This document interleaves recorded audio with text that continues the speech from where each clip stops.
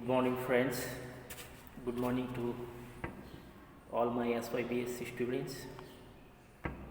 Friends, we are learning animal diversity third, and in this paper, we are going to learn digestive system of Squalodon, and we have already finished the alimentary canal. Now, second part of digestive system is digestive glands. We know that digestive system is made up of two parts, alimentary canal and associated digestive glands. Today we are going to learn associated digestive glands of digestive system of Squalodon. Now, what are the digestive glands? The glands which secrete something to digest the food material, which helps in digestion of food material. म्हणजे अशा ग्रंथी की ज्या पचनाला मदत करतात त्याला म्हणायचे digestive glands. Now first digestive gland is liver, second digestive gland is pancreas, third digestive gland is rectal gland, fourth digestive gland is gastric glands, and fifth digestive glands are intestinal glands. These are the five types of digestive glands that we are going to learn. First is liver. पचनाला मदत करणाऱ्या ग्रंथी ज्या आहेत त्या पाच प्रकारच्या आहेत, 5 types. First is liver, second is pancreas, third is rectal gland, fourth is gastric glands, and fifth is intestinal glands. First is liver, second is pancreas, third is rectal glands, fourth is gastric glands, fifth is intestinal glands. या 5 प्रकारच्या ग्रंथी ज्या आहेत त्या आपलं secret करतात आणि डायजेशनला मदत करतात, पचनाला मदत करतात. फूड मटेरियल डायजेस्ट होण्यासाठी या ज्या ग्लँड्स आहेत ते महत्त्वाचं सिक्रेट करतात. Now first gland is liver. Liver अनेकदा आपल्याला वाटतं की तो ऑर्गन आहे, परंतु तो ऑर्गन नाही. Liver is not an organ but it is a gland. Liver ही एक मोठी अशी ग्रंथी आहे. लिव्हर इज ए ग्लँड, ती एक ग्रंथी आहे. जनरली आपल्याला वाटतं लिव्हर हे जे आहे तो ऑर्गन आहे, परंतु तसं नसून लिव्हर ही एक ग्लँड आहे, ग्रंथी आहे. It is an elongated bilobe yellowish gland. आता स्क्वॅलिडॉनचं जे लिव्हर आहे यकृत ते बायलोब्ड आहे, म्हणजे त्याला 2 लोब्स आहेत, 2 पार्ट्सनी ते बनलेले आहे. Bilobe, bi means 2, lobes means parts. It is elongated. स्क्वॅलिडॉनचं लिव्हर जे आहे ते लांबट आहे, इलॉंगेटेड आहे, बायलोब्ड आहे, 2 पार्ट्सनी बनलेलं आहे. It is yellowish Gland. त्याचा जो कलर बघितला आपण तर तो पिवळसर रंग आहे, येलोइश आहे. It occupies greater part of the abdominal cavity. आता लिव्हरचा आकार मोठा असल्यामुळं ॲबडॉमिनमध्ये जी कॅव्हिटी आहे त्या कॅव्हिटीतला बराचसा भाग हा लिव्हरने व्यापलेला आहे. It occupies greater part of the abdominal cavity. Abdominal कॅव्हिटीचा मोठा भाग हा लिव्हरने व्यापलेला आहे. In the right lobe of liver a thin walled V-shaped sac is present called as gall bladder. आता लिव्हरच्या राईट लोब जवळ, उजवा जो लोब आहे त्याच्याजवळ एक V shape sac like structure म्हणजे पिशवीसारखा भाग, व्ही आकाराचा पिशवीसारखा भाग ज्याचं नाव गॉल ब्लॅडर आहे. ते गॉल ब्लॅडर जे आहे ते लिव्हरजवळ प्रेझेंट आहे. विच स्टोअर्स द बाईल सिक्रेटेड बाय द लिव्हर. मग आता बाईल ज्यूस हा जो ज्यूस आहे, पाचक रस आहे, बाईल ज्यूस, बाईल नावाचा ज्यूस, BILE, बाईल ज्यूस, हा जो बाईल ज्यूस आहे तो लिव्हर सिक्रेट करतं आणि लिव्हरमध्ये सिक्रेट झाल्यानंतर ते पुन्हा गॉल ब्लॅडरमध्ये जी व्ही आकाराची छोटीशी पिशवी आहे त्या सॅक लाईक स्ट्रक्चरमध्ये, त्याला आपण गॉल ब्लॅडर असं म्हणतो, GALLBLADDER, गॉल ब्लॅडर. हे जे सॅक लाईक स्ट्रक्चर आहे, ब्लॅडर म्हणजे एक प्रकारची पिशवी, गॉल ब्लॅडर ज्याच्यामध्ये लिव्हरने सिक्रेट केलेलं बाईल ज्यूस जे आहे ते बाईल ज्यूस गॉल ब्लॅडरमध्ये स्टोअर केलं जातं. अ बाईल duct opens into intestine near the commencement of scroll wall. मग आता हे जे बाईल सॅकला किंवा गॉल ब्लॅडरला जोडलेली एक डक्ट आहे, तिला म्हणायचं आहे बाईल डक्ट. एक वाहिनी आहे, अशी एक व्हेसल आहे, म्हणजे बाईल ज्यूस कॅरी करण्यासाठी एक व्हेसल गॉल ब्लॅडरला कनेक्ट झालेली आहे आणि ती व्हेसल पुढं इंटेस्टाईनला कनेक्ट होते. जिथं स्क्रोल वॉल्व आहे त्या स्क्रोल वॉल जवळ ही जी डक्ट आहे ती डक्ट ओपन होते. Bile duct opens into intestine near the commencement of scroll wall. Scroll wall जवळ ही बाईल डक्ट ओपन होते. Shark liver has an economic value since it is a rich source of oil and vitamin A and D. शार्कचं liver जे आहे ते त्याच्यामध्ये ऑइलचा साठा आहे. It is a source of oil. शार्कचं लिव्हर ऑइल जे आहे ते अनेक कारणांसाठी उपयोगी येतं. Shark liver has and economic value. शार्कचं जे म्हणजे स्क्वॅल्डॉनचं जे लिव्हर आहे त्याला एक प्रकारची इकॉनॉमिक व्हॅल्यू आहे, म्हणजे आर्थिक किंमत आहे. म्हणजे लिव्हर जे ऑइल प्रोड्यूस करतं त्याचे अनेक उपयोग आहेत, त्याच्यामुळे त्याला इकॉनॉमिक व्हॅल्यू आहे, आर्थिक महत्त्व आहे. Shark liver has an economic value since it is a rich source of oil and vitamin A and D. Oil बरोबरच म्हणजे जे तेल निघतं लिव्हरमधून त्याच्यासोबतच व्हिटॅमिन ए आणि व्हिटॅमिन डी, जीवनसत्व ए आणि जीवनसत्व डीचा सोर्स म्हणून सुद्धा या स्क्वॅल्डॉनच्या लिव्हरकडं बघितलं जातं. It is a great source of oil, vitamin A and vitamin D. बघा, हे लिव्हरचं डिस्क्रिप्शन आपण बघितलं.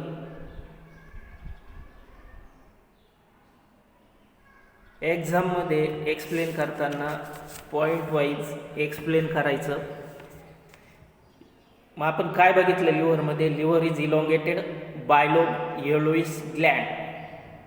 ही इलॉंगेटेड आहे ग्लँड. स्क्वॅल्डॉनचं लिव्हर इलॉंगेटेड ग्लँड आहे, लांबट आहे. बायलोब आहे, 2 लोब्सपासून बनलेली आहे आणि ॲबडॉमिनल कॅव्हिटीचा बराचसा भाग हा लिव्हरने व्यापलेला आहे. It occupies greater part of abdominal cavity.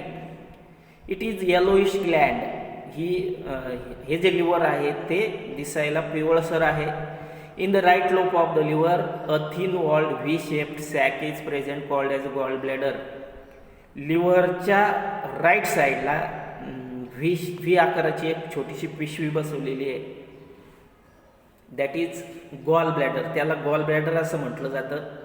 आणि लिव्हर जे बाईल सिक्रेट करतं, बाईल ज्यूस सिक्रेट करतं, त्यापासून बाईल डक्ट ही गॉल ब्लॅडरला कनेक्ट होते आणि पुन्हा गॉल ब्लॅडरमध्ये ते जे बाईल ज्यूस आहे ते टेम्पररी स्टोअर केलं जातं आणि नंतर हे जे गॉल ब्लॅडर आहे ते बाईल डक्टने इंटेस्टाईनला जोडलेलं आहे, आतड्याला जोडलेलं आहे, जिथं मॅक्झिमम पचन होतं, ॲब्झॉर्प्शन होतं फूड मटेरियलचं. तिथं अन्न पचनासाठी हा बाईल ज्यूस इंटेस्टाईनमध्ये सोडून दिला जातो. म्हणजेच गॉल ब्लॅडर आणि इंटेस्टाईनला बाईल डक्ट जोडलेली आहे आणि ही बाईल डक्ट स्क्रोल वॉलवर ओपन होते. Shark liver has an economic value since it is rich source of oil, vitamin A and vitamin D. शार्कचं जे लिव्हर आहे त्याला आर्थिक किंमत आहे, हा थोडं आहे. आणि शार्क स्क्वाल्डॉनचं जर लिव्हर बघितलं आपण तर त्याला ऑइल, त्याच्यामध्ये ऑइल निघतं, व्हिटॅमिन ए निघतं आणि व्हिटॅमिन डी सुद्धा मिळतं. त्यामुळं हा जो स्क्वाल्डॉन आहे त्याच्या लिव्हरला इकॉनॉमिक व्हॅल्यू आहे. ही पहिली ग्लँड आपण बघितली, डायजेस्टिव्ह ग्लँड, लिव्हर. मग आता स्क्वाल्डॉनची दुसरी डायजेस्टिव्ह ग्लँड आहे, पचनाला जी मदत करते, ती आहे पॅनक्रियाज.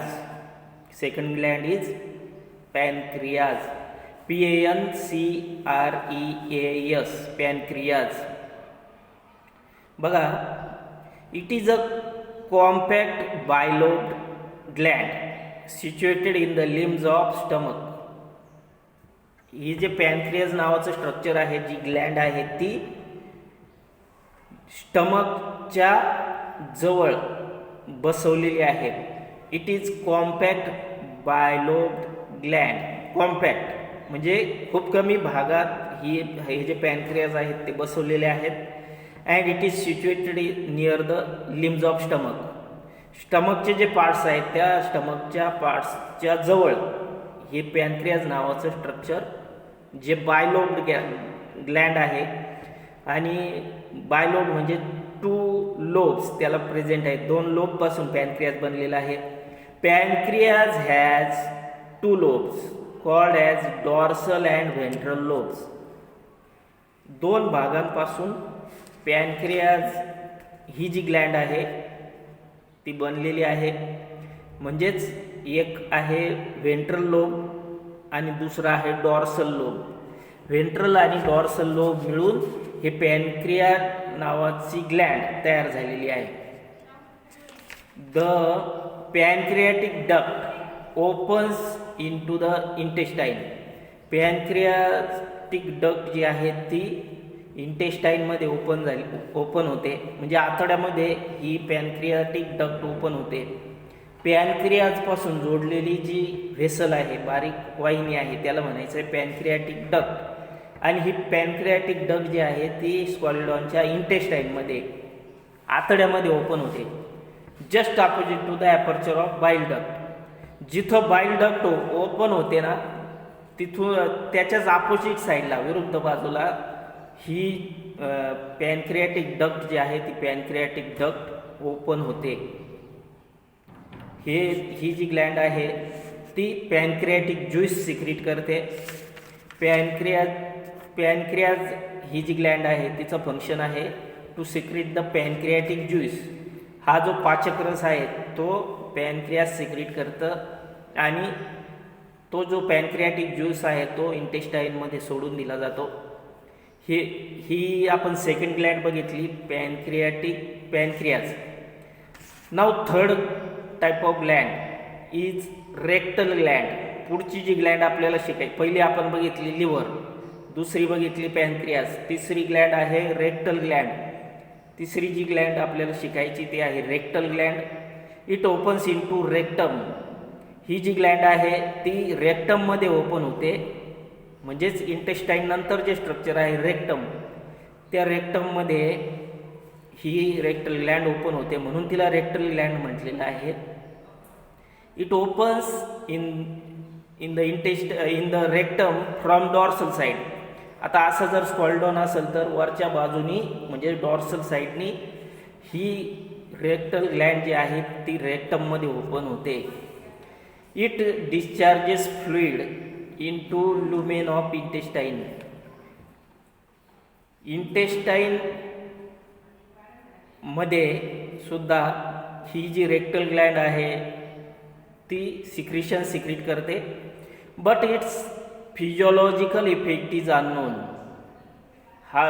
या रेक्टल ग्लँडचा फिजिओलॉजिकल इफेक्ट जो आहे तो अननोन आहे. Probably it's secretion serves as a lubricant. Probably म्हणजे हा एक अंदाज आहे की ती जी रेक्टल ग्लँड आहे तिचं जे सिक्रिशन आहे ते सिक्रिशन ल्युब्रिकंट म्हणून काम करतं, म्हणजेच एक प्रकारचं ऑइल म्हणून काम करतं, ज्याच्यामुळं फूड मटेरियल पुढं पास व्हायला मदत होते, ल्युब्रिकंट. लुब्रिकंट, आता जनरली आपण काय करतो, गाड्या ज्या असतात त्या गाड्यांमध्ये लुब्रिकंट ऑइल आपण टाकतो, ज्याच्यामुळं मशीनचं फंक्शनिंग व्यवस्थित होतं. त्याच पद्धतीनं या डायजेस्टिव्ह सिस्टीमचं फंक्शनिंग व्यवस्थित व्हावं, फूड मटेरियल व्यवस्थित पुढं पास व्हावं, यासाठी या रेक्टल ग्लँडचं जे सिक्रिशन आहे ते सिक्रिशन उपयोगी येतं. ही थर्ड ग्लँड आपण बघितली, रेक्टल ग्लँड. फोर्थ आहे गॅस्ट्रिक ग्लँड्स. बघा, पहिली ग्लँड आपण बघितली लिव्हर, दुसरी बघितली पॅनक्रियाज, तिसरी बघितली रेक्टल ग्लँड, आणि चौथा टाईप आहे गॅस्ट्रिक ग्लँड्स. आता या अनेक आहेत गॅस्ट्रिक ग्लँड, म्हणून म्हटलं gastric glands. These glands occur in the wall of stomach. Gastric glands ह्या स्टमकच्या वॉलमध्ये प्रेझेंट असलेल्या आपल्याला दिसतात.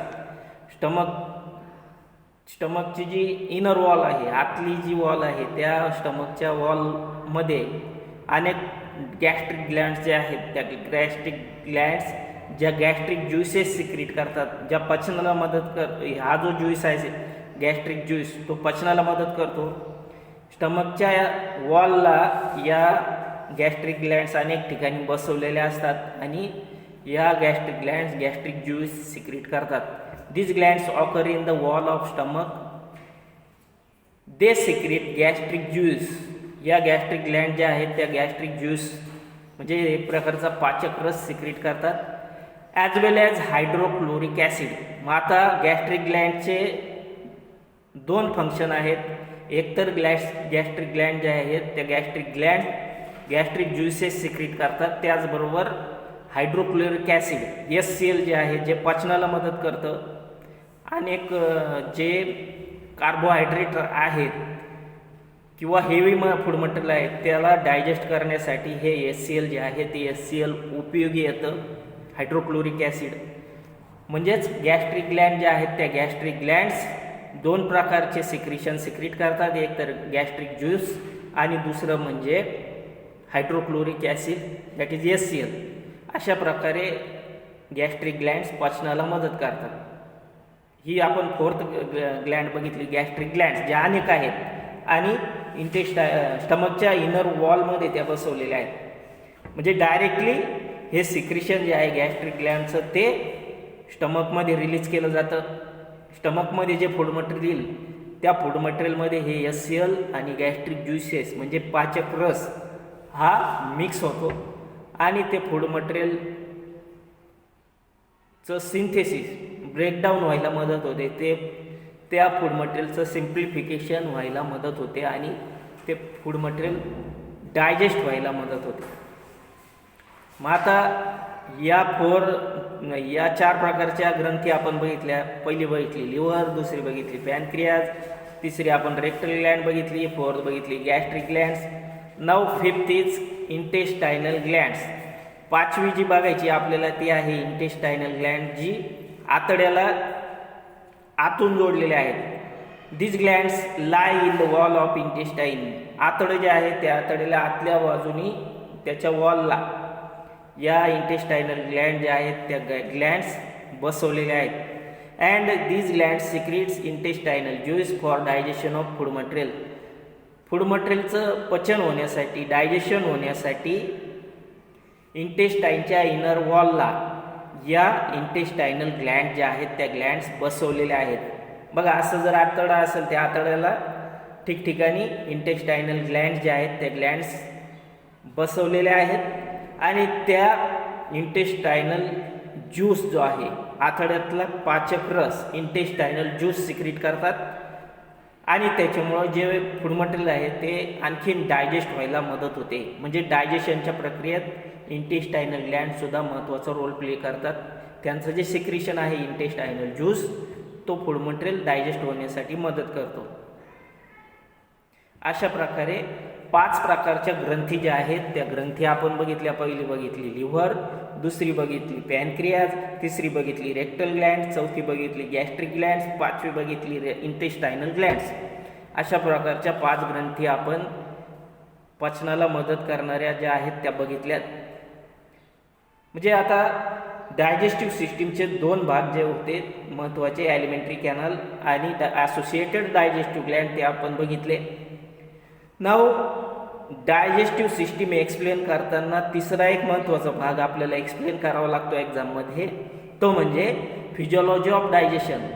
म्हणजे आता हे दोन भाग आपण एक्सप्लेन केल्यानंतर बघा, एक्झाममध्ये एक्सप्लेन करताना अगोदर फिगर काढायची डायजेस्टिव्ह सिस्टीमची, त्यानंतर ॲलिमेंटरी कॅनल एक्सप्लेन करायचा, त्यानंतर असोसिएटेड डायजेस्टिव्ह ग्लँड्स आहेत त्या एक्सप्लेन करायच्या 5, आणि त्यानंतर थर्ड हेड जे आहेत त्या थर्ड हेडमध्ये फिजिओलॉजी ऑफ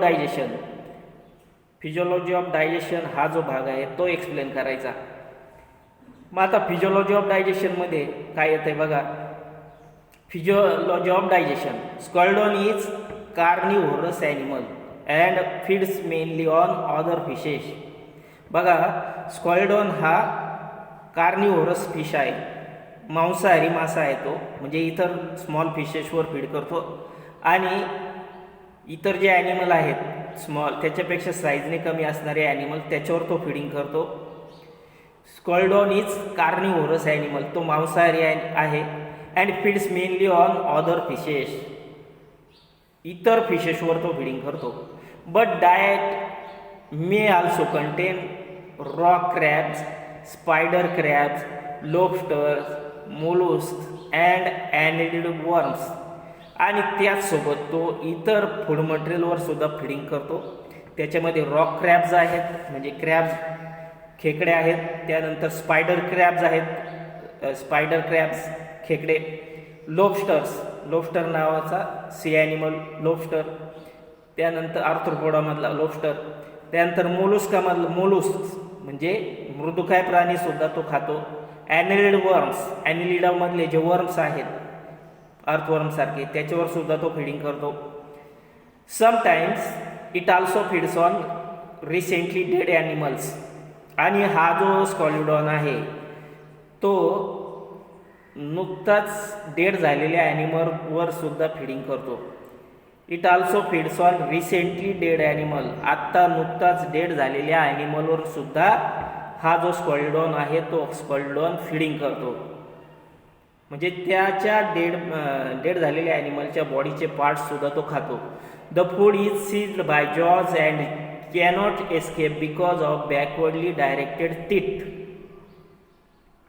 जे स्कॉल्डॉनचं फूड मटेरियल आहे तो टीथच्या साह्यानं माउथमध्ये घेतो, आणि त्याचे जे टीथ आहेत ते बॅकवर्डली डायरेक्टेड असल्यामुळं, त्यांची दिशा जी आहे अशी बॅकवर्डली डायरेक्टेड असल्यामुळं जे फूड मटेरियल आहे ते फूड मटेरियल बाहेर एस्केप होत नाही. समजा एखादा लाईव्ह ॲनिमल त्याने माउथमध्ये घेतला फूड मटेरियल म्हणून, तर अशा बॅकवर्डली डायरेक्टेड टीथमुळं, अशा प्रकारच्या दातांमुळं तो जो ॲनिमल असेल त्याचं फूड मटेरियल प्रे ते बाहेर एस्केप होऊ शकत नाही किंवा बाहेर निष्ठून जाऊ शकत नाही. Food is swallowed without mastication. बघा, आता ही फिजिओलॉजी ऑफ डायजेशनची प्रक्रिया आपण बघतोय, कशा प्रकारे तो फूड इंटेक करतो, त्यानंतर त्याचं पचन कसं होतं ते आपण बघतोय. Food is swallowed without mastication. Mastication म्हणजे चरवण करणे. त्याचं जे फूड मटेरियल आहे तो चावत बसत नाही, मॅस्टिकेशन करत नाही, तो पूर्णपणे ते फूड मटेरियल स्वॅलो करतो, म्हणजेच गिळून घेतो. And passes into stomach. Mastication करत नाही आणि फूड मटेरियल फुल्ली स्वॅलो करून घेतो, म्हणजे गिळून घेतो, आणि तो डायरेक्टली स्टमकपर्यंत ते फूड मटेरियल पास होतं. The swallowing is facilitated by copious secretion of mucus. आता जे स्वॅल्युइंग करायचं आहे त्याला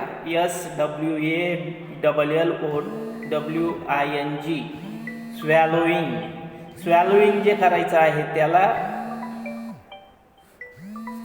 ते स्वॅलोइंग जे आहे ते म्युकस ग्लँडच्या म्युकस सिक्रिशनमुळं त्याला शक्य होतं. म्युकस ग्लँडच्या सिक्रिशनमुळं ते जे फूड मटेरियल आहे ते पुढं पास होण्यास मदत होते. जास्त प्रमाणात म्युकस सिक्रेट होतं, त्यामुळं फूड मटेरियल सॉफ्ट बनतं, आणि सॉफ्ट बनल्यामुळं मोठ्या आकाराचं फूड मटेरियलसुद्धा पुढं पास व्हायला मदत होते. Digestion occurs in stomach. Digestion जे आहे ते स्टमकमध्ये पूर्ण होतं, स्टमकमध्ये सुरू होतं. The mucous membrane